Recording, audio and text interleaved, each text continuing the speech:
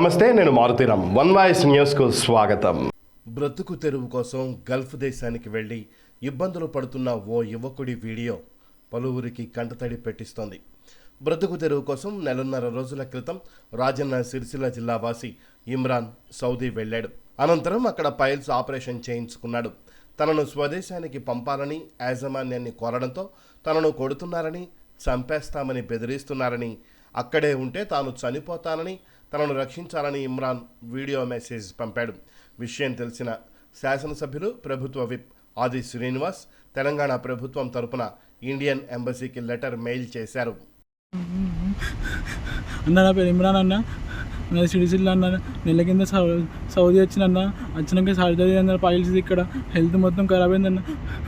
ఇంటికి పంపమంటే పంపలేరన్న, కొడుతున్నారన్న, నన్ను బెదిరిస్తున్నారన్న. నాకు సౌదీ దమ్మం అల్ఖోబర్ పిన్నై సూపర్ మార్కెట్లో పని కోసం వచ్చిన అన్న. నా హెల్త్ బాగాలేదన్న, ఇంటికి పంపమంటే పంపలేరన్న. నెల రోజులు అన్నం తినలేదన్న, మొత్తానికి చక్కగా నేను అన్న. నా హెల్త్ మొత్తానికి మంచిగా లేదన్న. నాకు సౌదీ అన్న, నాకు ప్లీజ్ హెల్ప్ చేయరన్న. రిమాండ్ రెడ్డి అన్న, ప్లీజ్ అన్న, నాకు హెల్ప్ చేయన్న అన్న. ఆదేశం అన్న, ప్లీజ్ అన్న, హెల్ప్ చేయన్న అన్న. కేకేమేంద్ర రెడ్డి అన్న, ప్లీజ్ అన్న, హెల్ప్ చేయన్న. నాతో అయితే లేదన్న, ప్లీజ్ అన్న. అన్న, ఒక 2-3 రోజులు చూసి నాతో హెల్ప్ కాకుండా చచ్చిపోతాను నేను. ప్లీజ్ అన్న, కాలు మొక్కుతా అన్న, ప్లీజ్ అన్న, హెల్ప్ చేయరన్న అన్న. ప్లీజ్ అన్న.